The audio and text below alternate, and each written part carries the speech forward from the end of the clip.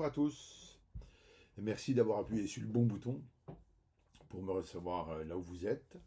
Je pris l'initiative de faire cette vidéo pour vous parler d'un certain livre que vous connaissez peut-être. Vous faites partie des 514 000 acheteurs de ce livre en 2022, à savoir qu'il est sorti en 2021, en octobre 2021. C'est un livre qui a été écrit par Jean-Marc Jancovici. Vous connaissez peut-être Jean-Marc Jancovici, donc il milite pour la décarbonisation du monde. Il est partisan de la décroissance, fervent militant de la lutte contre le réchauffement climatique. Il est radical au point de vouloir limiter le nombre de déplacements en avion à quelques unités sur toute une vie. Attention le tourisme. C'est une figure populaire qui sensibilise les Français au climat comme peu parviennent à le faire, et, entre parenthèses, surtout pas les Verts. Il a créé Carbone 4, un cabinet conseil qui vend les bilans carbone aux entreprises et construit leurs plans d'action pour réduire leurs émissions de gaz à effet de serre. Il est aussi président, je crois, de Shift Project, une association française qui est en 2010. C'est un laboratoire d'idées qui s'est donné pour objectif l'atténuation du changement climatique et la réduction de la dépendance de l'économie aux énergies fossiles, particulièrement au pétrole, bien sûr. Alors, on n'est pas d'accord sur tout, hein, bien sûr. Jean Covici a ses idées et chez les miennes. Et ce qui nous sépare surtout, c'est le nucléaire, bien sûr.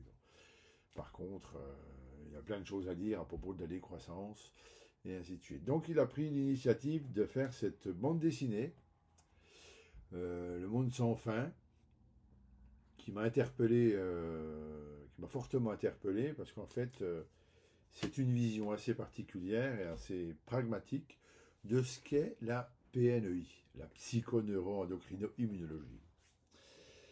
J'ai conseillé beaucoup de mes amis et connaissances d'acheter ce livre pour essayer de comprendre ce qui se passe un petit peu dans notre monde de manière générale. Et j'ai pris la précaution de leur demander de commencer ce livre par la page 185 ou 184. Et en fait, pourquoi commencer par la fin? Un livre, on commence par le début et on finit par la fin en général. Et bien là, c'est l'inverse. Là, il est intéressant de regarder les choses par l'intermédiaire de ces dernières pages pour revenir ensuite aux premières pages.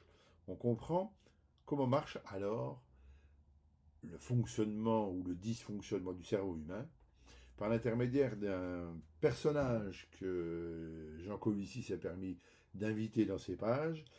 Et ce monsieur, c'est Sébastien Boller, que vous connaissez peut-être. C'est un journaliste, chroniqueur, conférencier et écrivain français. Il est surtout rédacteur d'une revue qui s'appelle Cerveau et Psycho. Il intervient dans les domaines des neurosciences et de la psychologie de manière générale. Il s'intéresse aux théories de la psychoévolution, des psychoévolutifs, appliquées aux différences entre les hommes et les femmes, dont il est l'un des importants promoteurs en France. Vous savez que dans la PNEI, ce qui m'intéresse dans le P, c'est la notion de psychologie évolutionniste ou évolutive. C'est-à-dire justement, qui est l'Homo sapiens? Donc, on a des atomes crochus, donc avec ce fameux Sébastien Boller, dont je vous mettrai quelques liens sous cette vidéo concernant de ses propres vidéos, pour que vous compreniez un petit peu le chemin dans lequel il part. Bon, ce monsieur, il a publié quelques livres qui ont fait un petit peu le buzz. C'est le bug humain, justement. Il analyse la crise économique massive générée par l'humanité à travers le prisme des neurosciences, ce qui nous intéresse fortement, c'est-à-dire comment fonctionne l'homme de manière générale, qui est l'Homo sapiens, et à partir de là, si on comprend un petit peu comment marche tout ça, on peut peut-être arriver à penser à améliorer notre fonctionnement, qu'il soit individuel ou collectif.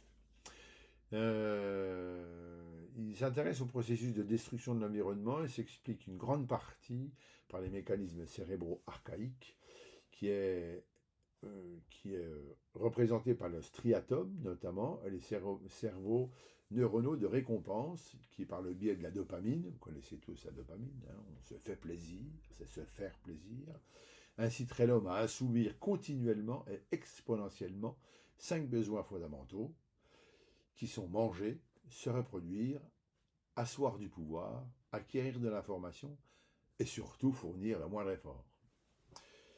Voilà, je pense que beaucoup d'entre nous peuvent se reconnaître aisément dans ces affirmations.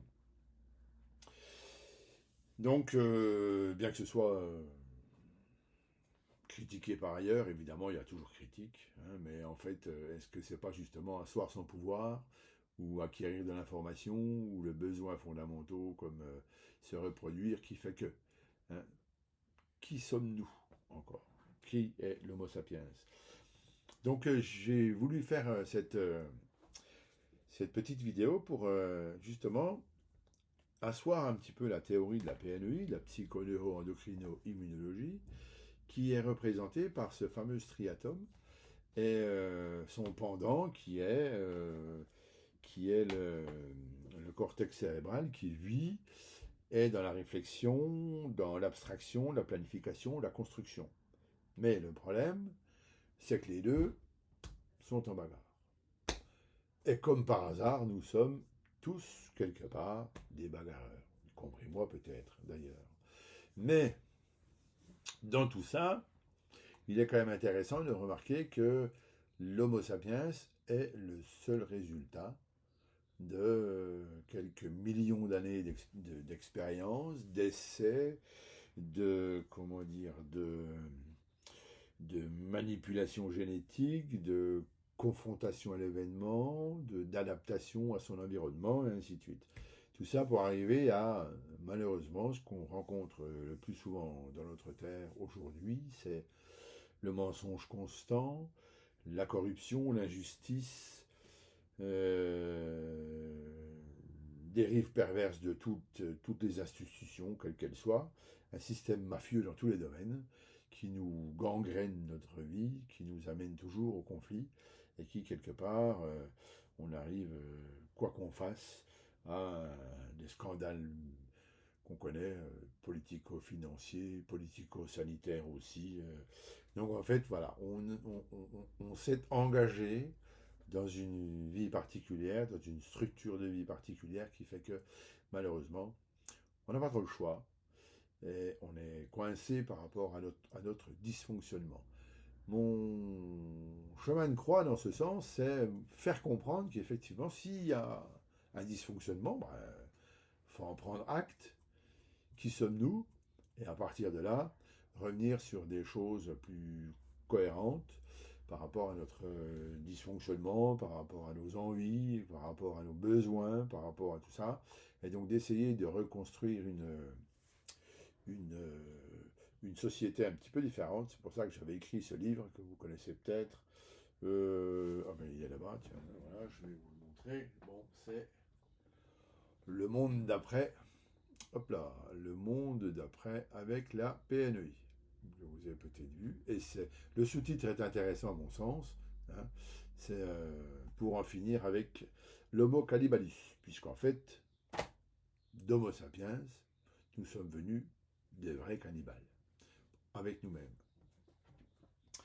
Donc, les hydrocarbures ont leur position là-dedans, évidemment. C'est-à-dire que on consomme de l'énergie pour faire ce qu'on a envie de faire, pour créer, pour consommer, pour manger, pour se déplacer. On a besoin d'énergie. Et donc, la consommation d'énergie, on sait que quelque part, c'est un polluant. Et que ce polluant en question finit par dérégler le climat. Et que le climat se déréglant, l'Homo sapiens n'est plus trop à sa place dans son environnement. Donc, est-ce qu'on part sur 2 degrés de plus, 4 degrés de plus, 6 degrés de plus, et ainsi de suite? Ça, l'avenir nous le dira, mais enfin, pour l'instant, les prévisions ne sont quand même pas tout à fait bonnes. Donc, on doit bifurquer, on doit avoir une bifurcation écologique très importante. Écologique, ce qui veut dire que quelque part, l'écologie amène à la politique, amène à la structure économique et à la structure sociale de notre planète. Comment nous sommes-nous organisés? Vous voyez, je parle de planète, je ne parle pas seulement de la France, puisqu'en fait l'Homo sapiens, il est partout sur le monde. Donc essayer de faire un peu moins de déchets dans un coin, de recycler dans un autre, de décroître ou de déconsommer dans un ensemble, ben oui d'accord, mais, si on consomme trop de l'autre côté, comment fait-on pour arriver à s'en sortir? Donc la décroissance, c'est d'abord une économie d'énergie, une économie de fournitures énergétiques comme le pétrole, le gaz ou des choses comme ça, ou même le charbon, bien sûr. Et puis, essayer de s'intéresser un peu plus aux énergies renouvelables. Mais on sait bien que la première des sources énergétiques, c'est la décroissance. Alors décroissance ne veut pas dire tout arrêter et revenir, comme disait notre cher Jupiter, autant des anciens que la bougie, et ainsi de suite. Oui, mon cher président, mais quelque part, nous sommes ordonnés de telle manière que la pollution électromagnétique et autres amène à un système qui est complètement pervers du côté de l'Homo sapiens de manière générale. Donc bien en dehors de la pandémie, il y a des choses à voir. Et donc de comprendre le lien qu'il y a entre ce fameux striatum et ce néocortex cérébral. Comment fonctionne-t-on? Grave question. Et là se pose le questionnement du coefficient Gini. Le coefficient Gini, c'est 1910, quelque chose comme ça. Monsieur Gini, qui est italien, a défini une échelle d'écart entre les riches, les pauvres, les beaux, les pas beaux, ainsi de suite, les gros, les petits, enfin tout ça, de 0 à 10. Après, un coefficient de 0 à 10. Vous connaissez très certainement, on va chez le médecin, il vous appuie quelque part, vous avez mal, comment? Plutôt 5, plutôt 6, plutôt 8, plutôt 10, insupportable. Bon non, 0, ça va, ça fait pas de mal. Donc,